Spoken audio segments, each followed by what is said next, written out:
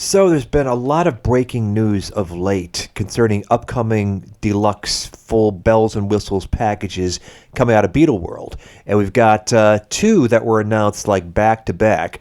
The Power to the People, John and Yoko set commemorating the one-to-one shows, as well as the album that came out concurrently with that. That seems to be a bit hidden within this release, to put it one way. And that was quickly superseded by the news of the long-predicted anthology revamp of both the documentary, new version of the book in paperback. I don't think it's augmented or in any way revised, per se. It's just softbound. And then the Anthology 4 set, following the heels of Anthologies 1, 2, and 3, which came out in 1995, so you've got an anniversary year here. And as usual with Beatle World, with people that are hardcore fans, plenty of things to be dissatisfied about. But I thought that the first one, the Power to the People set, a very big, critical, serious omission with that warranted a discussion. And we had just done the political show not that long ago, Candy Leonard and I didn't expect to be talking to her again quite so soon, but I saw this as a topic totally in her wheelhouse as a sociologist and someone who has written about the Beatles in the context of their cultural and society place, both in their times through the present day, in her book Beatleness, which you should check out if you've not already read it. And so I thought she'd be the perfect person to have a conversation with, to hash out this thing that has stirred up a tempest in a teapot, as it were, in Beatle World online. Lots of debating back and forth about decision-making concerning this release. So herewith our conversation. Ever since I did the post on my Facebook page and in the newsletter, I want to hear from women, because men with opinions about music are a dime a dozen, which is not to say they're all worthless, but it's like, I don't need to ask a guy twice, what's your opinion of this musical situation? I don't have to. They're forthcoming. Women seem to be more reticent, and that's something we can talk about a little more in this conversation, because you and I have talked about this before. But, there were a few people commented, well, why aren't you asking from African Americans about this?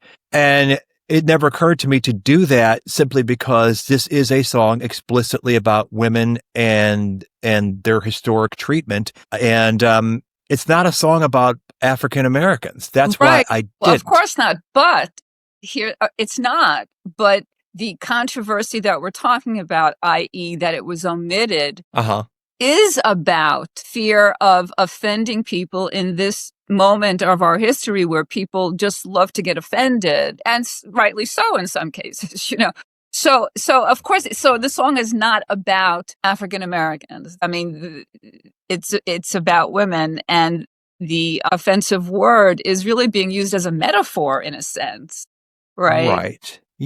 So you're right. It's not about, but given that, unless the women happen to be African American, right, which then gets into intersectionality and all that, which can be very interesting. But the thing is, but given why we're even talking about this, that we are assuming, I think, rightly or wrongly, that the decision to leave it off the new compilation is based on the fact that that word is offensive. If that's the case, then the song doesn't change its meaning, but this conversation about the song then becomes about African Americans. You know what I mean? Yeah. And see, that's the reason I purposely didn't say, oh, by the way, any African American listeners of SATB out there, what do you think? Is because I didn't see it in any way as a black issue per se, because until and unless I see a constituency out there that is offended from the black community, John Lennon, how dare you use, and what is I suggesting? That we own the word that we have been degraded historically with through the years? That's a whole other conversation. And I don't, until I see some kind of this outbreak of outrage from the black community, I didn't think it was a black issue per se enough that I needed to weigh in on that. I thought it was more about women. This is a song championing them. If they're black, fine. But what did they think about it going back to 1972? Not that you necessarily had to be alive in 1972. Did you think that this was a worthwhile, and it's certainly well intended, but this attempt to bring their issues to the mainstream and to male listeners, because I think the song is addressed to male listeners. Yes. So you need a Better Live 1972. What do you think about it now?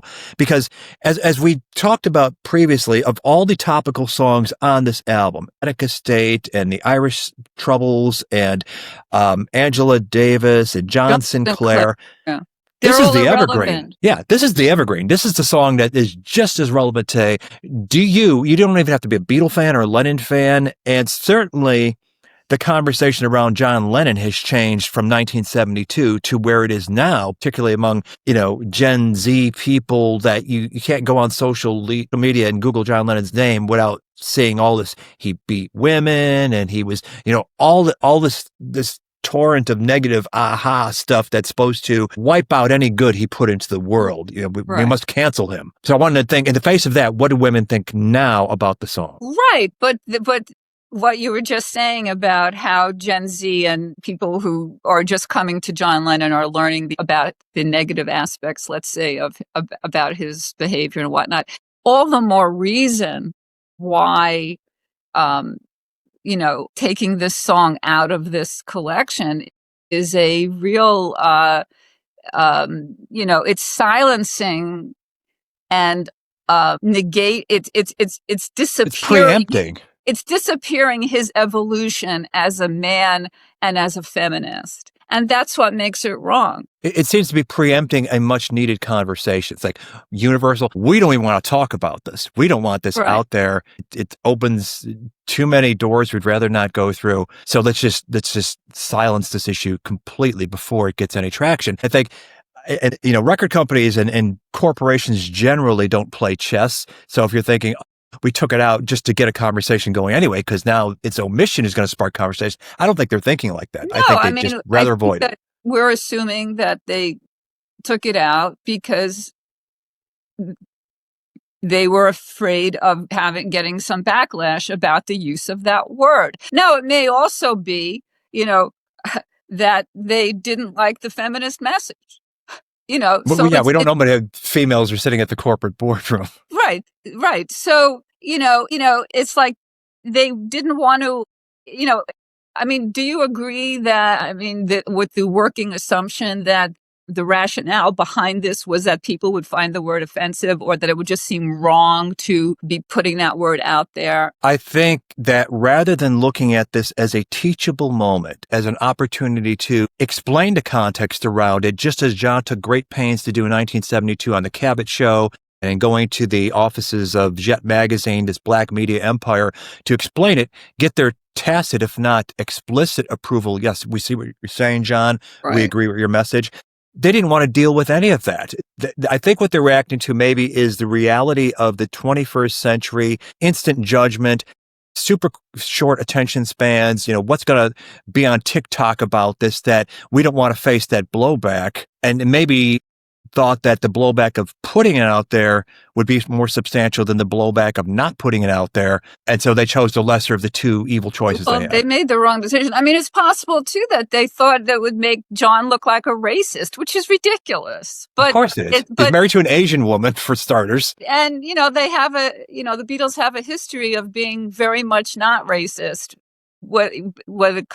Even like making fun of Enoch Powell, but also going back to the not playing for segregated audiences. So, again, it gets back to like, what were those conversations in those C-suites when they decided to omit this, what is arguably one of his most important songs, I think, and what was Sean's role in it?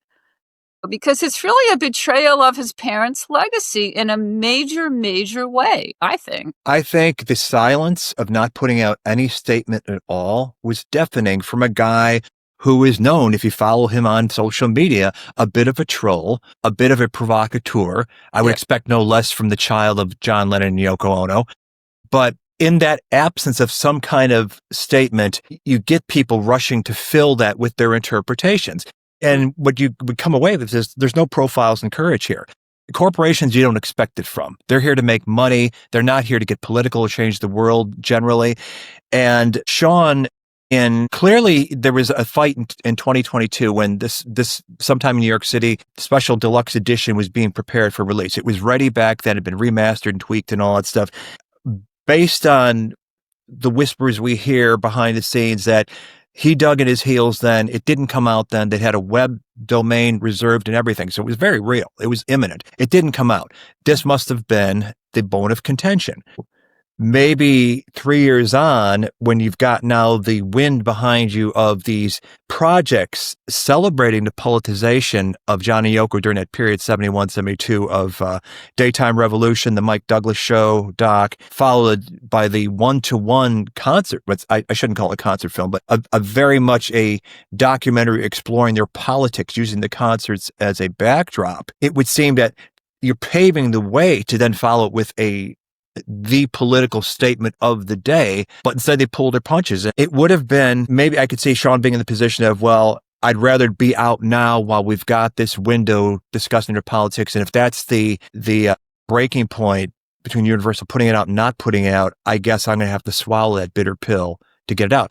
But absent an explanation, who is he not wanting to offend at this point? He's offended the fans. There's also, frankly, there's really not, I mean, musically, the stuff is, right, with the exception of the song they omitted, which is just, musically, it's just phenomenal. The vocal is magnificent. It really is. The horn. He could have been singing about anything at all, and we'd be honoring that song with anything else in his legacy. It's just a fantastic performance. I know. And so it really, it's just like, it takes the wind out of the sails. Like, in other words, like we're gonna put together this collection showing them as political figures and, you know, as part of, you know, history, whatever. And then it just makes no sense to omit the song that not only stands up the most musically and just as a performance and as a record, but also whose meaning and significance is just as relevant now, if not even more so than it was 50 years ago, because nothing has changed, or very certainly not enough. Or things, yeah, they're in peril all over again. Right. I mean, we have, you know, misogynists running our government. We have women earning 83 cents for every dollar that men earn. We have women losing reproductive rights. We have the misogynists running our government talking about rescinding the 19th Amendment. I mean, so this is a song that should be, like you said, it's evergreen. Like, it should be out there. It should be talked about. And I don't know how large the demographic, the market is for this collection that they're calling Power to the People. But just the fact that they want to somehow preserve the legacy of them as political figures. And so to take off this song again, I mean, it makes no sense. It really makes no sense. I mean, it could have really been, I don't know, maybe there's some other way. I mean, I was thinking maybe there's some other way to get it out into the world. But, you know, getting back to Sean's acquiescence to this, well, that's our theory. We don't know. But surely he had the resources to take this somewhere else, or maybe go around them somehow, or make a stronger case, maybe bring, you know, if the fear is offending Black people, which I'm kind of assuming is probably what it's about, rather than they don't want to be put out a feminist message, although it could be that too. I mean, surely Sean could have brought in, just as John 50 years ago went to Jet Magazine and the head of the Black Caucus, Ron Dellums, vouched for this. Right. Surely Sean could have done a 2025 equivalent, right? Yes. But yes. So yeah, it's really wrong. You know, the more I think about it, the more wrong it is. But then on the other hand, I think given all the regressive politics that we're experiencing right now, you know, like, well, maybe this isn't the most important thing we should all be getting upset about. But, you know, I don't know. It's pretty disturbing, really. It's just wrong. Well, it is not a way to honor the work of his parents, assuming that he had any kind of be the last guy to have the right of refusal on this thing. You know, if the corporation's like, we're going to do it, but for this song, are we going to do this or not, Sean? And if he's like, fine, it does seem like a betrayal that, number one, he's not talking about it. Number two, as you said, there is historic precedent when 1968, John and Yoko determined to put out two versions with that cover, and given EMIs, like, we're not putting this out. So they give the workaround of, in the UK, Track Records, an indie label that the Who were on, and Hendrix, and in America, Tetragrammaton. It gets distributed partly owned by Bill Cosby. Make of that what you will. At least they got it out. Yeah. You could see this being made available as a download somewhere. It's never been easier for an artist to distribute their music and make it available to their audience. I saw there had been speculation early on, well, maybe it's a hidden track. And then, that's a real profile of courage too. But they clarified, said, no, there's no hidden tracks. This is what's listed here. And as a side issue, as a footnote to this whole thing, I guess in the two shows, afternoon and evening shows, are part of the package. They removed Yoko's seemingly not offensive in any way, Sisters Oh Sisters. And the reason given is so that there's not more Yoko songs than John songs in the concert. They're like equal. If we're going to take away one of his, that's going to shift the balance of power, which speaks volumes about the subject of the song in the first place. Right. Well, that song, though, does appear in a different version on this collection, right? Yeah, like there's demos, and I think the studio take might be there, but they cut it from the shows.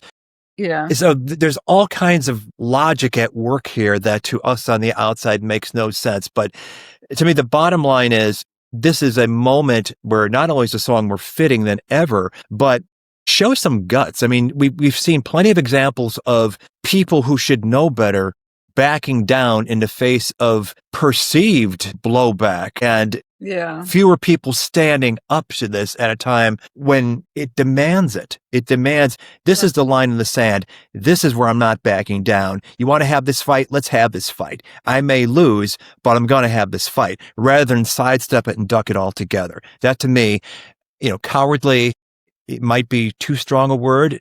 As you say, there's bigger issues in the world right now than, a 50-year-old record coming out. But I think that if you had all stood for principles, this is an easy one. One of the aspects of the Beatles I like to talk about is their importance to American history. Like, we don't often think of them in that, like, the Beatles as important to, but they were, because again, there were so many baby boomers who just glommed on, started following them and never looked away to this day, right?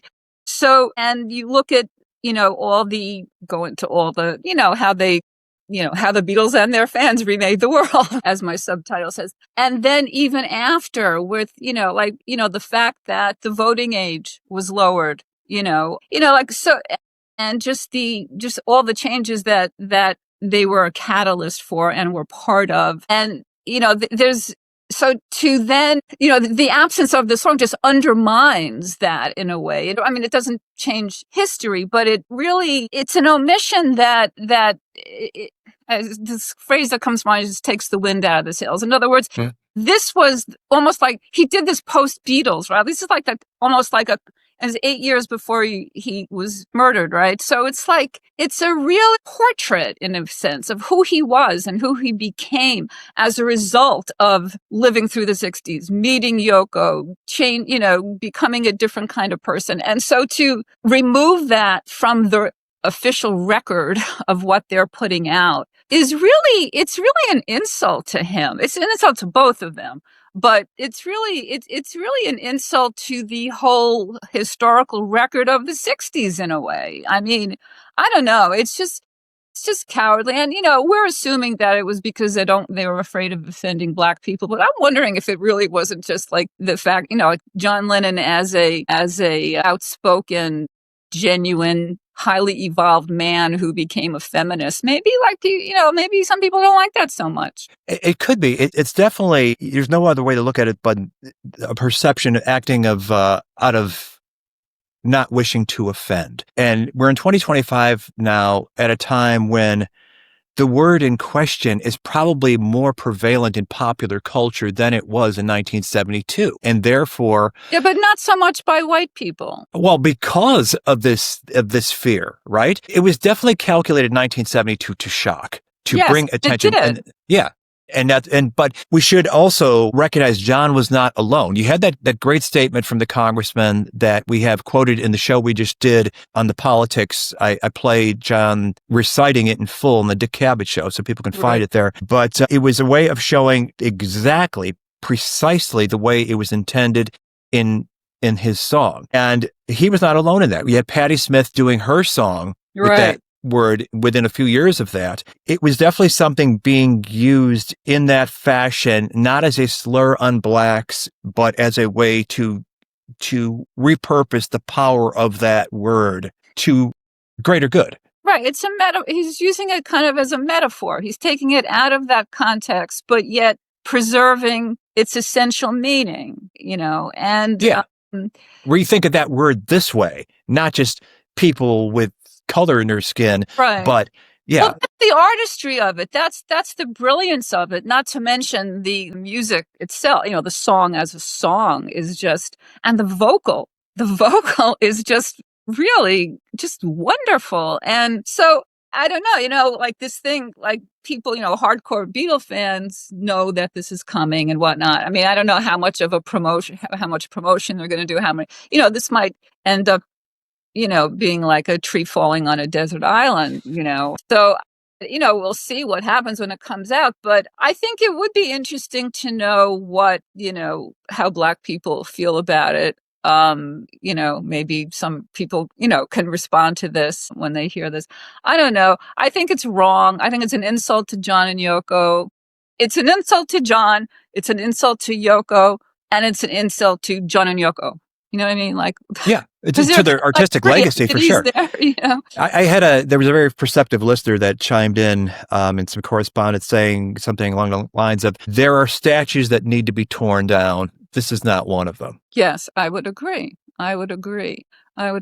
So I recently discovered a singer called Lola Young who has a song called Messy, which apparently it's a big hit. There was an article about her in the Times, and they were comparing her to Amy Winehouse and all this. So I was, I was curious. So I read the article about her, and I don't really see the comparison to Amy Winehouse other than the fact that she's British and kind of, has this kind of very in-your-face persona. But anyway, she has this song called Messy, which is just a great song musically, I think. But the chorus of this song really is just echoes the song we're talking about, because she's it's sort of like it's one woman, she's talking in the first person as a woman about, whatever I do is wrong. I do this, you complain. I do that, I complain. In other words, how am I supposed to be in the world? Whatever I do, you're complaining is wrong. I can be 100 different people and you hate the whole fucking lot of them,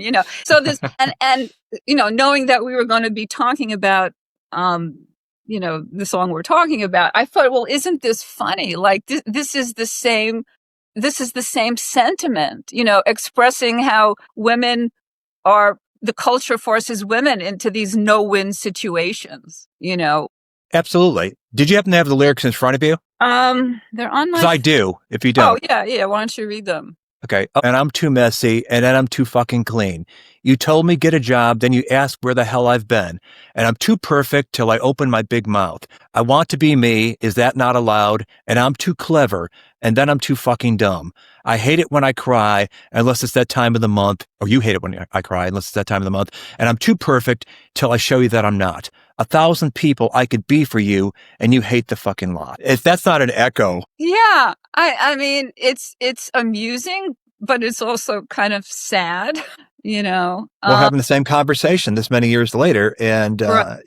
there's no reason to think that won't be in another 50 years, sadly. But, the thing about John was like, I don't know. I mean, I don't know if how much Yoko had a hand in writing the lyrics, whatever. John's singing it. So here's a man making these observations, and he's saying to his fellow men, take a look at the one you're with. In other words, it's kind of talking to men, but he was able to capture this tyranny that, women live under. And here, 50 years later, this young woman talking in the first person, so in other words, John was looking at it over here or over here. She's living it, and it's the same thing. And so, yeah, I mean, again, the song is still relevant, and it's, and yeah. And of course now, women's place in pop music, rock music has certainly changed and developed. And so, yeah, so now we have young women talking about this. And of course, through the years, there's been, but yeah, so the two biggest artists in the world right now, arguably, are women, Beyonce and Taylor Swift. Right. Yeah. Which begs the question, I'm sorry, go ahead.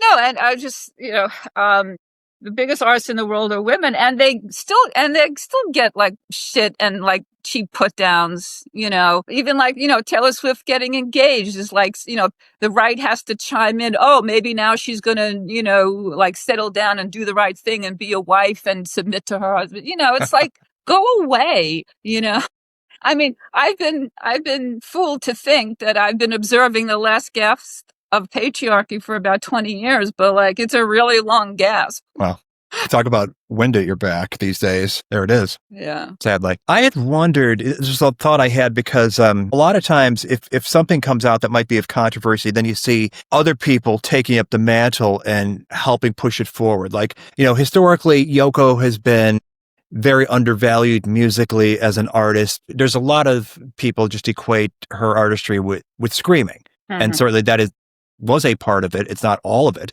And then when she dabbles in pop, well, you're really bad at this too, So in the wake of John's death, there was that album that came out, Every Man Has a Woman, that was like all these other artists that already had cred in pop rock doing nothing but Yoko material. Mm-hmm. You had Harry Nilsson, Roberta Flack, Elvis Costello, and they were doing Yoko material and perfectly fine. And maybe if they'd originated that material, you wouldn't have heard a bad word about it. I mean, all art is in the ear of the beholder, music. And so it's not for us to say, yes, you should appreciate Yoko. Yes, you should enjoy and buy her records. Who the hell cares? I don't care if you do or not. But you can't dismiss the fact that she's not without talent, okay? Whether you like that or not. And album... I'm sorry, go ahead. Oh, I was just going to say that for whatever people feel about this particular song, it occurred to me, there were other personal songs of John's that got covered right away. Like Mother, Barbra Streisand did a wonderful version of back around 1971, 72. What if a female, or at least another artist, had done this song either back in the day? Maybe that's going to happen as a result of, maybe that will be a result of this controversy. Maybe a Lola Young, or I don't know that Taylor would do it, but like, Beyonce, Apple Roan, some like kind of, ballsy, female singer today would take that. That'd be awesome. It would be. And I just wonder if that would take a lot of the sting out of the conversation, or at least the perception of a blowback if we put this song out that, oh, people aren't going to get it and John Lennon's going to be crucified as a racist and whatever else that they're fearing, which I don't think is at all well-founded at all. I think they are missing the point. Maybe Beyonce should do it. Totally. And that Blackbird is low-hanging fruit. People made such a big deal out of that, and I didn't think that was anything very brave at all. Maybe Paul should do it. Maybe Paul, Oh, geez. It'd be very croaky. It's too bad Nina Simone's not around. Because she would have been, it was, I don't know if you're aware, back in the day, she did a response song to Revolution that's sort of half cover, half her own thing. And her arrangement, George's Old Brown Shoe, it seems to be pretty well modeled after it. Huh. And then she, of course, did Isn't It a Pity and other stuff. So she was listening. They were listening to her. In fact, in the newest show I did, where they're being asked in 1965 when they're on tour, what American artist do you listen to? It's George that throws up Nina Simone. Right. I remember reading that. Yeah. Yeah. So, somebody fearless. This is what the times call for right now. John could do it back then. And it should be pointed out, power to the people, which is what they're hanging this whole collection on. That was not his phrase. He repurposed it. He's the guy that came up with all you need is love and give peace a chance. And where this fits in the chronology is, he did Imagine, which he said was the sugar-coated version of Plastic Ono Band, did much better chart-wise, gave him that evergreen song, follows that up with Happy Christmas, War is Over, another politically charged song that people revere, and it is as Yoko on it. You hear it to death, been covered 1 million times every holiday season.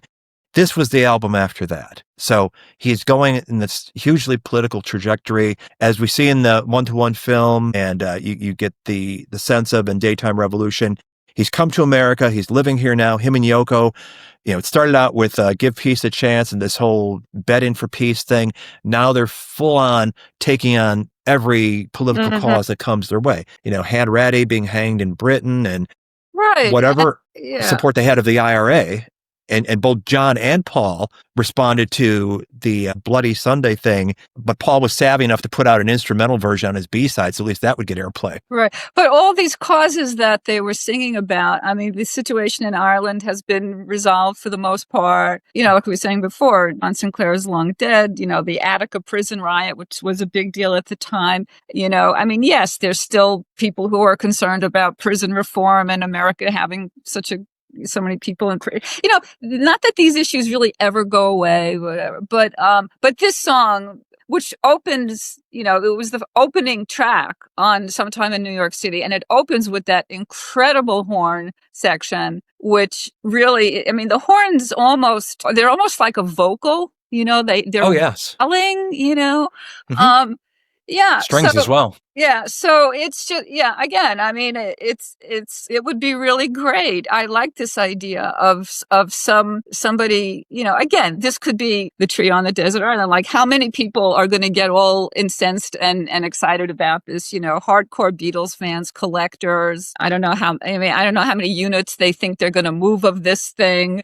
There's a finite number of boomers with deep pockets that can buy this stuff. Exactly. I almost think they're doing market research in real time. I really think so. Like, let's do this, and then we're going to get the anthology and anthology 4, but it's not really anything new. And I'd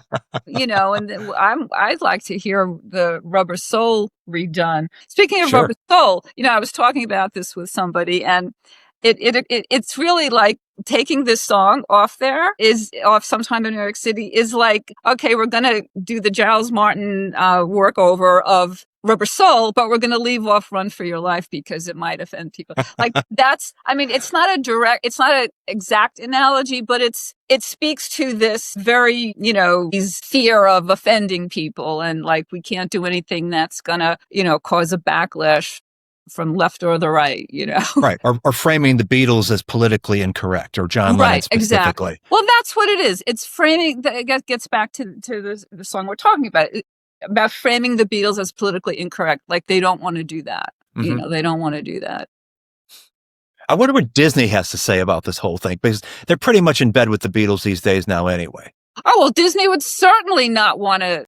I mean, they would probably, agree with cutting that song for sure. Hey, we'll put out your anthology this year, but we're thinking about that song you guys want to put on Power to the People.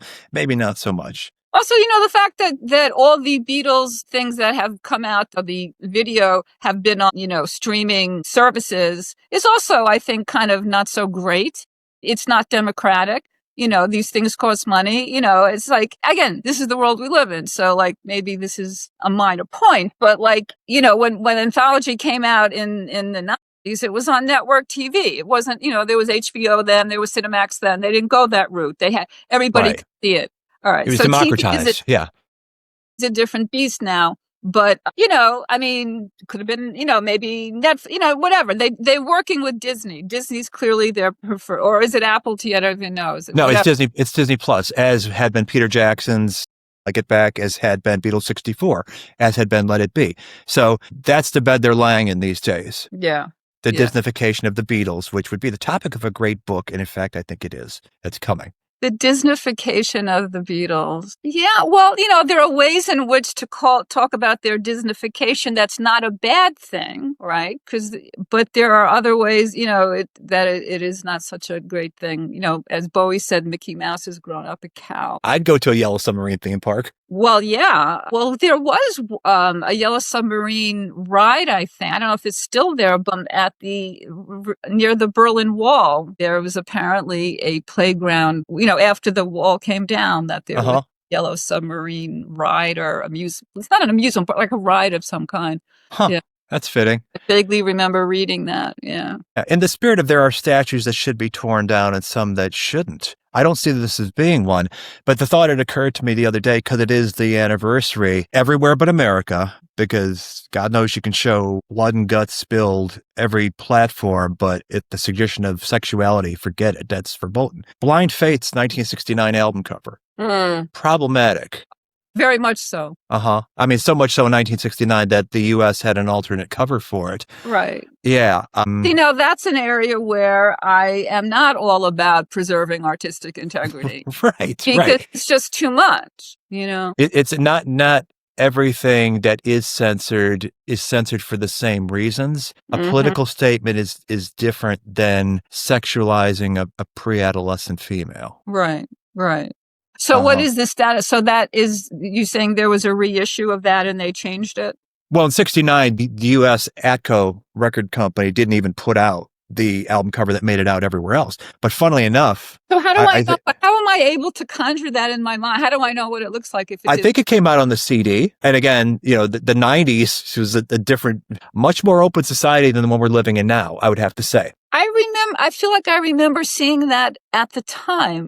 Maybe there was both in this country. I own the alternate cover. So it's from 1969. So maybe there was both. Here. Maybe it was released, like maybe there was a first printing and then it was. Yeah, it could be. Because I feel like I saw it at the time. Yeah, and maybe you did. I mean, two versions had even when it got distributed, it had that brown paper tear-off cover on it. But we've been hashing this whole topic out. We know the Rolling Stones have dropped Brown Sugar from their live sets. Right. Does that mean the reissue of Sticky Fingers now has to cut off the opening track because of fear of offending people? I would grant you most people don't even know the lyrics to that song. Right. Probably. It was sort of a self-censorship or pointed out by people that, want to cancel everything. But strolling in the market down in New Orleans, it's perfectly fine for me. That's not what the lyric is. Yeah. I mean, these are tricky questions, but this thing about the sexualization of underage women, of girls, which of course is quite timely. There's a lot of that in 60s rock. Lots of it. And again, doing it through a 21st century sensibility and seeing is like, whoa, how did they ever get away with this? Well, you weren't there. It was a different time. I remember seeing naked children in footage from Woodstock. I don't think that raised any eyebrows. I do know now if I post the cover of Houses of the Holy, Led Zeppelin's 1973 album on Facebook, it gets taken down. Well, children of hippies frolicking in the mud naked they're not being sexualized. 100%. Right. Okay, there's Pete Townshend's trouble that he got into. Plenty of people, and I know this because I post stuff daily, still look at him as a pedophile. He was not a pedophile.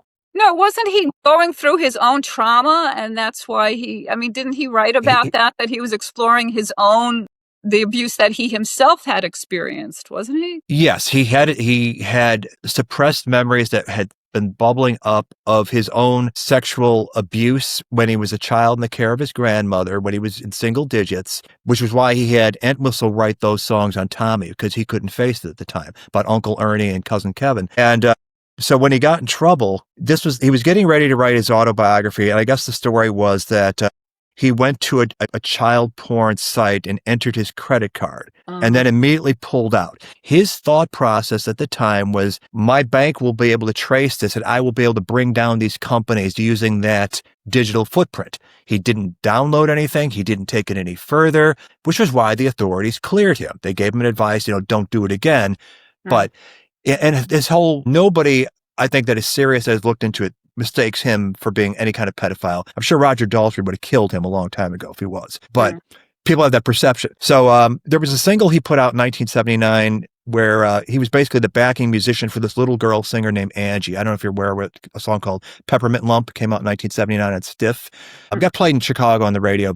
It's sort of a novelty track. He sings background, but the girl sings the lyric. So the pictures promoting this single are of him sort of in the background and her in a schoolgirl outfit about the age of 10. You cannot post that anymore without people going, that's a scary picture of Townsend the pedophile in the works. It's like, Jesus, not everything has to be the worst possible conclusion you wish to draw. But it's unfortunate that this is the world we live in now. So you look at things like naked hippie kids playing in the mud in Woodstock at 69. Why are you choosing to sexualize that? That was not the context. Right. Well, again, I think a lot of it gets to this sort of like we live in an age, for whatever reason, people, have antenna up for this stuff and are very easily offended on someone else's behalf, right? There's a lot of being offended on someone else's behalf. But, Concern trolling. Contextualizing, I mean, you can look at, the early, Britney Spears videos when she first came out. I mean, Hot for Teacher, the old video where what's his face, David Lee Roth. I mean, there's a lot of this, I'm thinking of not that, there's another, but the sexualizing of teenage girls. I mean, it's like a given, it's just everywhere. So, what's okay and what's not okay, I don't know. It's hard to say. Clearly, I mean, as a culture, it's probably, all things considered, not so great that images like that have been consumed over the years, because it provides permission in a way to, and then I don't know. I mean, this just gets into all kinds of stuff that is really disturbing, and I don't know. Is this an overcorrection, you think? You mean that people get offended, like when you put up Houses of the Holy or stuff like that? Yeah. Uh-huh. If it's an overcorrection, because there is, in fact, a lot of this stuff goes on. Oh, yeah, it absolutely does. But that is not the context for whatever it is being put out. I don't think blind faith, I mean, it was in hindsight ill-advised, but I think it was some kind of artistic statement, just like the Butcher cover was, that you may not get it. Maybe you're not sophisticated, but it was not, they weren't trying to put kiddie porn on an album cover. Let's see if we can get away with this. They wouldn't have seen it as kiddie porn, but the fact is that these guys, these rock gods, did in fact have sex with underage girls. They did. I mean, and so it was par for the course in their world, It was normalized. Yeah. And so I don't think they said, oh, we're going to put kiddie porn on the cover. They probably didn't even see it as porn. Right. I don't know. Right. I don't know. Sensibilities change, I guess. I don't know. But, just it's hard not to think about all this right now in the context of the whole Epstein thing, obviously. Yes. And, so I don't know.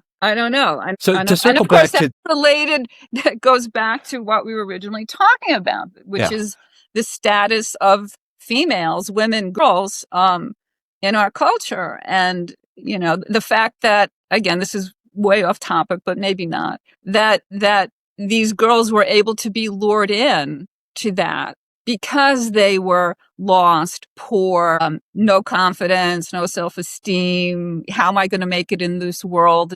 This is an avenue for great, for comfort, wealth, whatever. So it's an exploitation. In other words, when people are disadvantaged or low have low status, they're more easily taken advantage of, right? Sure. They're more vulnerable. So in the case of that cover, I've read about it, and it was, this girl got spotted on a bus or something like that, and it was with her parents' blessing that she posed, which is a whole other thing. Right, but look at all the moms who willingly let their sons play with Michael Jackson. Right.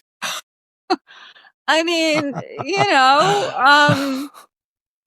sometimes the parents aren't the best safeguards of their kids. Parents maybe see it again as an avenue towards a better life in some way, or proximity to wealth and power. I don't know. I mean, people are highly motivated to do things for money. Yeah, but I mean, it's funny about that blind faith cover, because I haven't thought about it in years, but as soon as you mentioned it, I was able to bring it to mind, Yeah. At the Led Zeppelin one too. And I was never a big fan. I mean, casual fan of both of these things, but yet I was able to bring it to mind. I mean, this reminds me, and this is maybe off topic, but the Life magazine from 1964 with the promotion for Goldfinger. Did you ever see that picture? I'm sure I have. I've seen the images. Actress, Shirley Eaton, and she's completely covered in gold. And this is the cover of Life magazine, which at the time was it was on everybody's coffee table, right? Right, as mainstream as could be. And she it's a very kind of very erotic, very loaded image. And why am I bringing this up? I don't know. I mean, it's just these. It was considered normal and not exploitative at the time. Right. It was, I mean, it was probably a little bit shocking at the time because it wasn't like in a, well, I mean, it was in a family magazine. Like, I mean, I personally I remembered this. I hadn't thought about it in many years. And I guess it was probably, well, I've been off Facebook for 5 years. So it was probably like 6 or 7 years ago. Somebody put it on Facebook and Uh-huh. it just blew my mind. And I remembered it. And I actually wrote something about this because for me, as I was 8 years old, I was really struck by that image. And it was when I sort of feel like I became aware of what we now call the male gaze, that like this was, I don't know, it was a very evocative image for me as a kid and Mhm. as a young girl. So these album covers, these representations of women or girls, I mean, they're very powerful. They affect people, I think. Well, that leads back to Two Virgins. And you would have been of age enough and a Beatle fan. What was your reaction? It's not a sexualized I thought it was fun. picture. I thought, as I talk about in Beatleness, I mean, John and Yoko became like, and I don't know if I talk about it in Beatleness because Beatleness ends when the Beatles end, but like they were, I wrote about it elsewhere. They were like a side spectacle that we watched alongside of, actually, no, Two Virgins would have been in that time period. It's I like thought it was it coincides with the White Album. Yeah, I thought it was funny. It was like John and Yoko being John and Yoko. I didn't find it sexual. Didn't offend me. I thought it was great. Part of the appeal of him at that time was the audacity, right? And that, of course, continued into the song that we've been discussing, right? But right. His audacity was very appealing to me, and I know to all of fans watching that. So there's Two Virgins. It didn't strike me as sexual. In fact, I remember the quote that Paul said when two virgins meet, it's a humbling experience or something. We were, me and my little band of hippies, like we would like go around talking about this. It was not at all sexual or I mean, it was maybe shocking, but it was like, oh, John, it's like, he's our guy, he's our guy. Do you remember the pushback and the outrage? I do. And also about the Butcher, Yesterday and Today. Yeah. Uh-huh. Yeah. The Butcher cover. Yeah. So it's sort of a piece. There's a through line. Yes. Right. That's an interesting way of saying it. Yeah, and also to the song that we've been talking about. But if you can even take the through line further back. I mean, John especially became increasingly more audacious. But they were audacious from the beginning, right? I mean, they were shocking in their way from the very beginning. Sure. And just how much further can we take this out? Right. I mean, I think that in some ways, I think that the song that we are discussing is in many ways, like, I'm not going to say it's his most important song, but like one could argue that. I don't know that I would necessarily argue that it was most important song, but it's really important song, especially because it's, it's the post-Beatles era. And it's, I mean, if he were alive today, if we could like channel him at a seance, like he'd be horrified that this song was omitted. And he would like, how can you do that to me? Right? He'd say, how can you silence? He's being silenced. He's being defanged. He's being, the male feminist is being emasculated. It's like, it's just so wrong, but yeah, I mean, there was an audacity to them all through, especially if you want to kind of read of how important that song was to him. It's the opening track. Yes. Which is where he put Mother and Imagine and Starting Over and Mind Games. That was his vehicle for my grand opening statement. Opening tracks on albums are very important, as he knew as a Beatle, and he continued that going to solo years. And anybody around him had to know that. Now, right. And I know that almost like a fanfare. It's like, yeah, it's like opens with this wail, Mm-hmm. The Sgt. Pepper theme. Yeah, absolutely. Yeah. I know that at the end of his life, when he's doing the big round of interviews for Double Fantasy, he'd sort of taken a step back from his overt leftist politics and was offering up excuses like, I was guilted into that by Tariq Ali when I did Power to the People and stuff like that. Like he wanted to be loved by those people because he felt guilty about being a rich guy when he was at heart a socialist. That was how he explained it away. But the feminist statement, he seems full on in 1980 about men and women equal and all that. I don't remember any specific statement about him regretting that song in 1980, 8 years later, even though it's so underperformed commercially. And both he and Paul have a pattern of, if something didn't sell, they tend to back away from it. Yeah, that was a mistake. And he does for the album generally, but not that specific song. But I thought there'd been a statement from Yoko, like in the last decade or so, where she sort of deflected when being pinned down about, what do you think about that song now? Well, yeah, she was interviewed in 2015 with Vulture magazine. Okay. She reflected on the song's meaning and impact. She affirmed that the song's core message, highlighting how women have been mistreated, still resonated with her, saying that was very controversial. What John and I were really saying, or really trying to say was, okay, women are not treated well. That's what it meant, you know. She also discussed another of her feminist tracks, Woman Power, and emphasized how context has evolved. Everything that I said happened already, so we don't have to try to, quote, teach you anything. It's a very different time. Now it's about getting together. We are getting together, and it's a really beautiful thing. I mean, this was in 2015. A lot has changed since then. Oh, yes. In the cultural landscape, for sure, That's and right not in a good corner. way. But yeah, she stood by the basic sentiment of the song, but I mean, she wasn't asked about the use of that word, but she didn't delve into that aspect. She didn't. But she does say that was very controversial. What John and I were really trying to say was, okay, women are not treated well. I mean, that's, you know, that, yeah, but yeah. So she chose not to comment on the use of that word, you know. And well, the other thing was that apparently, where was it? Okay. So there was a novel written in 1937, considered a classic of the Harlem Renaissance by a woman named Zora Neale Hurston, which includes the line, "The nigger woman is the mule of the world so far as I can see." Whether John and Yoko knew that, who knows? I mean, you know, once you think it's kind of, you know, it's like, it's not, I mean, it's a very easily accessible and understandable metaphor, you know. So, you know, whether they were aware of the use of this phrase in this novel, who knows? Probably, I would guess not, probably, but who knows? Yeah. And let's not forget, she first used that phrase a couple of years before, right? In a interview with Nova magazine. So they sat on that for a couple of years before they put it out. I mean, that would have been still in Beatle years. So maybe maybe they didn't want to get into a whole mess with having to apologize for it.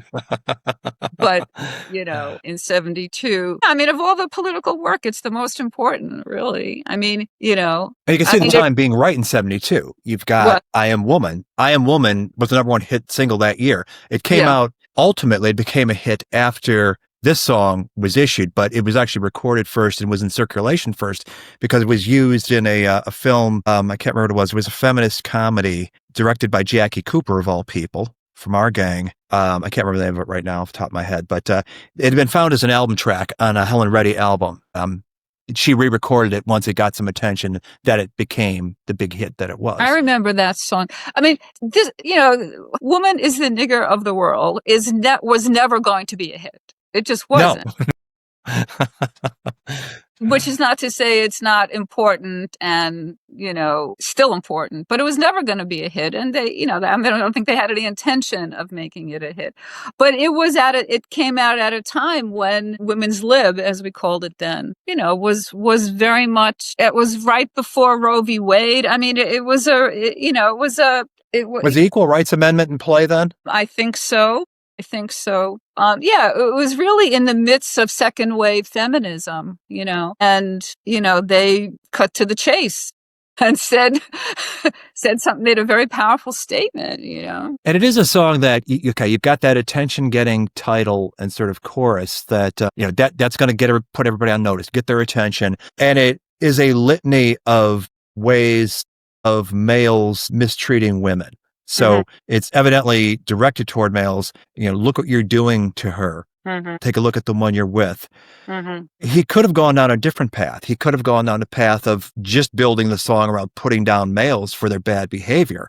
I was thinking, what could it be called? Something like males are the crackers of the world or something like that. Would that have been more acceptable if, number one, he's not using the N-word, number two, he's being much more direct in calling out men? I don't know. He would not have called out men then. I mean, men are still not getting called out by male opinion leaders who could be doing that. It wouldn't happen. There's no way. I mean, he's alluding to it. He's saying, take a look. If you don't believe me, take a look at the one you're with. So he's clearly talking to men, but he's not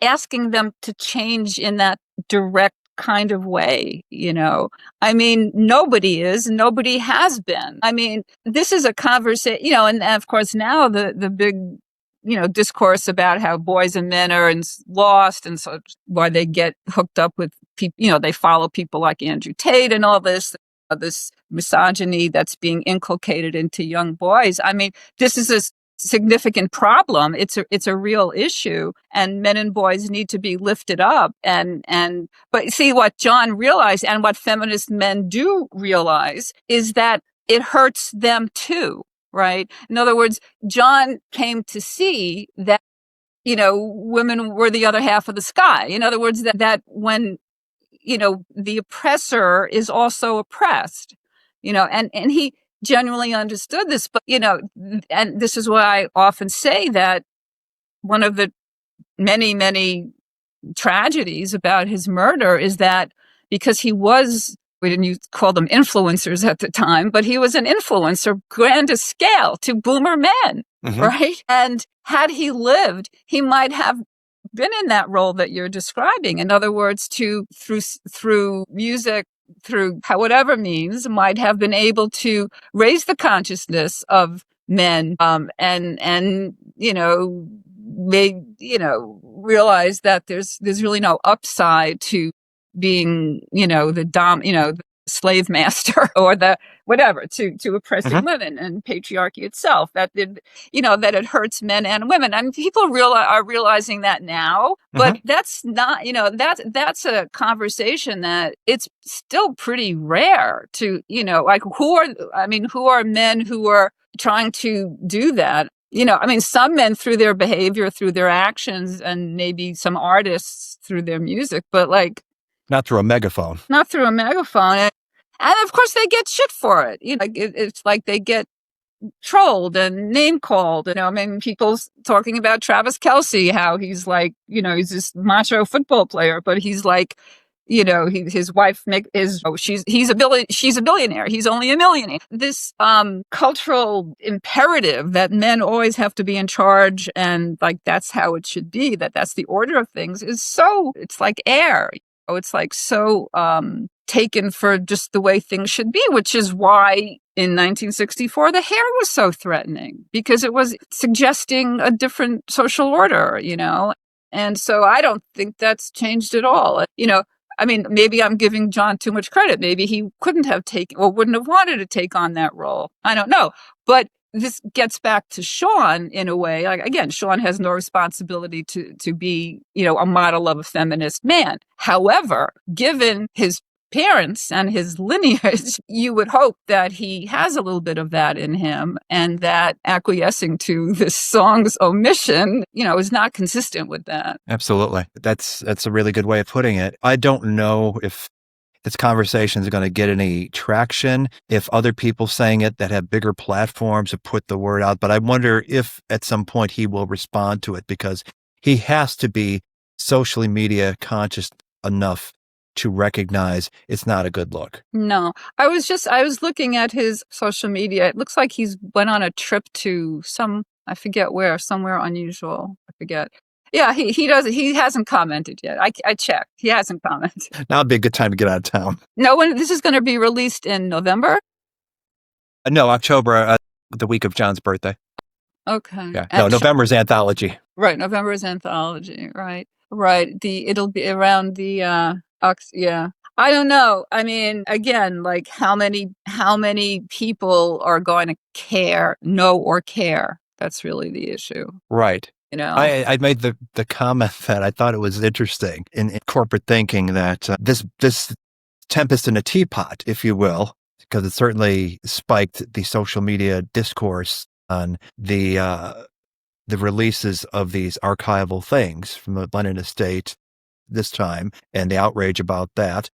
And it was quickly followed by Anthology 4, which gave Beatle fans something else to be outraged about because Right. there's plenty of, for different reasons, selling people stuff that's already half of which is already out there and not making these choices, which clearly the fans want, and et cetera, et cetera. It's like if they were thinking in terms of social media cover, they couldn't have timed it any better to like change the subject from John than to do this with the Beatles. Well, some people, who might not be reading your newsletter or other articles about this might buy that and say, wait a minute, what happened to that song? Yeah. And then there are people who, on your Facebook page, there were people saying, I'm not going to buy it because of that, Mm-hmm. Yeah, people should take the money they would have spent on that and donate it to some, I don't know, some pro-woman cause, that would be a good thing, If Sean made that statement tomorrow, that would give him some cred, wouldn't it? What, to do what I just said? Yeah. To not buy it and, right? Yeah. I don't know that he would do that, but yes, it would give him some cred, donate it to like people fighting for reproductive rights or whatever, for women who are running for office, there's no shortage of places to donate money that uplifts women, that's for sure. But yeah, I don't know. It has tentacles into so many other issues, which are still current and important and impactful. Mm-hmm. Yeah, it would have been a really good conversation to have about that song and the context of it and take a look around you in 2025. Right. And also, again, we talked before about how they're so concerned with like Beatles not looking bad in any way. So like somebody new to the Beatles, it wouldn't take long before they learned about, John's bad behavior, right? So wouldn't you want to have his not last word, but one of his last words being something that was positive, something albeit said in depicting a shocking way, but something that was pro-social, pro-human, and positive. Depicting evolution, his own personal evolution from not just a male of the last half of the 20th century, but a northern male of England, which were more chauvinistic than most. Exactly. And the long journey he had to go on to get to that point where, there's nothing more obnoxious than a newly converted. It's just they're banging on about whatever the topic is. And yes, he did that. He did that about whatever cause. He did that on the Dick Cavett show, but it was very adorable. It was endearing and it was sincere, It was sincere. Thank you. That's the word I was looking for, is that you could tell in that moment, at least, it was very heartfelt. And he was that way about everything he latched onto. And he was proud of himself too. And he was like light and he was like, it was almost a moment of, now that I know what's right, I'm here to show everybody the light, Yeah. He was, and then they did the song. Right. Yeah. To me, it's a good way to push back on all the negative attention he gets in the 21st century from people wandering into the story. Oh, look at that. He's making fun of cripples, things like that. Right. He was a guy that moved beyond that. You could think of whatever you want about his music and him generally, but in the end, give him a little bit of credibility for wanting to change in a positive direction. Right. He's no more perfect than the rest of us were, but he did it very publicly, very visibly. He laid it all out on the line. To that, he should command our respect. Yeah. I'm thinking back to that Dick Cavett, his giddy enthusiasm, really, what it was on that Dick Cavett, where he's explaining to the audience, and, Dick Cavett's audience is, a certain strata, whatever, but it's it's like the idea that patriarchy or any oppressor-oppressed relationship hurts both parties, right? Mm-hmm. And so when I would picture him, like I think I used the word light before. In other words, he was able to throw that off. In other words, what's often now called the man box. Like he was able to, just be human, and that then there was something liberating for him in his evolution. And that came through in that Cavett, the way he talked about it with such enthusiasm about, well, can't you all see this? Like, this is like, and it's very nice. And it's of the thread that you see with Getting Better. Used to be cruel to my woman. Whoever wrote that line, it is an explicit depiction of I used to be that, but I'm better now, and I'm doing the best that I can. Yeah. Yeah. No, it was really, it was a very nice, I think I'm going to watch that later. It might put me in a good mood. It's, and then they sang the song. I don't remember at the time. I mean, when was Dick Cavett on? Was he on in prime time? I don't remember. Probably. No, it was late night. So it was like 11:30? Yeah, something like, yeah, right. So at 11:30 East Coast. I remember being on in the like mid-evening. No, I guess that couldn't be. No. Yeah. All right. So different iterations of shows, but the one that I remember was definitely late night. And I think by design, he had wider latitude to get into more controversial things. Right. Yeah. So remember the guy that died on his show? Did you ever know that story? What? There was a health food guy he had on who died on the set. Who is the guy with the grains? Who was all Yeah. Yeah. What was his name again? I don't remember. It wasn't Yul Gibbons, but it was somebody along those lines. That next thing you know, he's hearing a death rattle. Right. But I wonder when they performed a song on Cavett, was there any pushback at the time, or I don't remember. I don't know. It would have been cool to see like a sweep of the audience to see any black faces in the crowd going this or. Right. Right. Well, he had, but when I got, he had already talked about all the support he got from the Black community. Totally. From certain elements of the Black community anyway. So, yeah, I mean, it was, if you think about it, it was actually very well done the way he had all that stuff ready to explain it and inoculate himself. Yeah. Right. So if there had been an Oprah of the time, if there had been a powerful TV female woman of color to champion him, I think he would have been pretty golden at that moment. Yeah, but that didn't exist, No, it barely exists now. Right? Too ahead of the curve. Yeah, you're right. Yeah, I wonder what like Oprah would think about it, like this, not about this, well, about the song. I mean, there are two issues here. There's the song and there's the omission of the song from the new collection. So there's sort of two different issues. But it'd be interesting to know how Oprah, Whoopi Goldberg, Kitty Oliver, Yeah, maybe more them than Oprah, because Oprah, she's still the same person who gave us Dr. Phil and Dr. Oz. And I don't know how much of a risk taker she is at heart. She's got something to lose and therefore she's protective of it. It's easy to go after James Fry and use him as a piñata. What'd you say? It's easy to use James Fry as a piñata, to beat up for plagiarizing his memoir. I'm going to say something in defense of Oprah. I've always thought she was a force for good in the world. Now, as far as her, with Dr. Phil and Dr. Oz, I mean, I think she was taken in by them, but like a lot of people were, Still waiting for the renunciation. What? Still waiting for the renunciation. Well, that's true. She hasn't renounced them. Yeah. Yeah. Where's her sexy Sadie? I think Oprah's a force for good in the world. I've always thought so. I mean, she's made some mistakes as human beings do, but she's very human. I mean, I think she's very much a human being. She has an interesting backstory too. I don't know. I like her. I'm on Team Oprah. But yeah, she's elevated some people who maybe did not deserve to be elevated. That's for sure. But somebody in media, yes, it would be. What's interesting is, and this was the thing I expected before I knew they were cutting the song.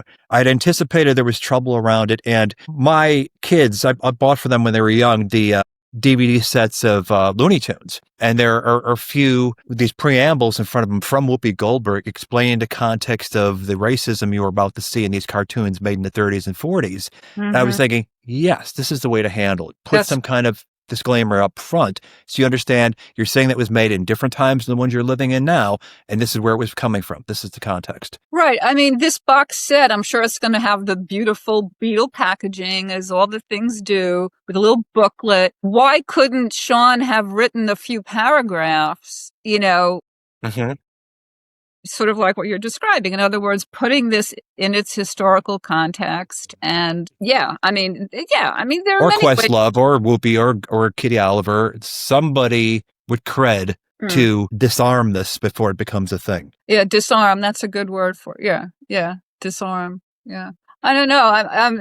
I'm eager now to see what the reaction, if there's any, there may be none, again, we're talking about a very small number of people who care about it. I mean, how much is this set going to cost, do you think? For a set, we're talking 12 discs, like 3 Blu-rays and 9 CDs. So I would think at least a couple hundred for all the bells and whistles. And there will be smaller iterations of it. But to get everything, yeah, you're talking about what has to be a deep-pocketed constituency, presumably of boomers, because this is not going to be of interest to the casual Lennon fan. Oh, I think I'm going to dip my toe into John and Yoko world. This is not the place to start. Some number of millennials or Gen Xers, whatever, who have like a Lennon thing and want it. I mean, it might have a small market outside of boomers, but yes, you're right. It's going to be mostly. It's not the gateway drug. Right. No, definitely not. Definitely not. But with that song, it could have been more of a gateway drug. Like, that's the thing. Like, no, I was actually telling my grandson about this song because because of Messi, and I just wanted to, anyway, he sort of got it, but not that he's going to become a big John Lennon follower. But yeah, I mean, I think that this song, it still has power. It has latent power that by taking it off the record, it robbed it of. Mm-hmm. Absolutely. And if not now, when? Are they going to wait another 50 years when anybody who might be objecting to it is not around to push back? I don't know. Yeah. It's silly. I don't know. Yeah, I mean, they were afraid of, I would put it like this, they were afraid of offending somebody, and they just erred on the side of caution and made a big mistake. So I wonder if 2 versions will ever be reissued. Well, what would the purpose be? I mean, for the music? I mean, I don't know. I mean, it's to completists who might not have it, who want everything, who are curious about this thing that was once controversial, not because of anything on the vinyl. I don't know. I don't know why it ever was, honestly, but it was. I mean, it's hard to know what the future will bring in any way, but certainly in terms of how, people will look at all this. Are people going to be still writing about the Beatles and Lennon? I mean, it's, it seems like so much from another world right now, like another time. But doesn't it seem like the sort of perception of offensiveness is ephemeral? Yes. What I thought about was, what was his name? Ashcroft? Was that the attorney general that draped the nude statues at the Justice Department or something? Yeah, something like that, yeah. Yeah, I mean, that was just ridiculousness. They'd been there for decades, and they're going to continue to be there after he's long forgotten. Just because you are offended, it just makes you look like a doofus, but... That's why I wonder if that's the way history is going to view the perception of caution now. Somebody I was talking to about this compared it a little bit to what's happening at the Smithsonian. But as we talked it through, we realized it's kind of what Universal did by omitting that song. It's kind of the inverse of that in a way. In other words, with Malice, they are removing the role of African Americans from American history to take them out of the American story with Malice. But in this case, they are censoring something in an age where people offend. So, in other words, I don't want to say it like that, but in other words, they're taking out this song to not offend, right? So in other words, it's like they're both censorship and they both have to do with race, but they're coming from very different places. Sort of mirror images of each other. Yeah, it's almost like the inverse. I don't know. I mean, it's a really strange moment in history. I don't know. We've been condemned to live in interesting times. Yes. I feel like I lived through interesting times already. Like, I don't want more interesting times. I'd like to be bored, right? I'd like to have no big surprises unless they're positive, But, having grown up at a time, witnessing so many good things happen and change in culture, and then to see now how quickly it can all just disappear, with the stroke of a pen, it's very disconcerting and disorienting in a way, which is, the Beatles, and thinking about things Beatles becomes like a refuge in a way, And it will prevail, I feel. It will prevail, and everything sounds as good, if not better, as it did then, and reliably so. I always talk about how they were this reliable source of joy, right? Like that's still true. Yes. So yeah, it's good that they're in the world. Absolutely. Something About the Beatles. Created and hosted by Robert Rodriguez. Executive producer Rick Way. Title song performed by the Corgis. Something About the Beatles is an evergreen podcast.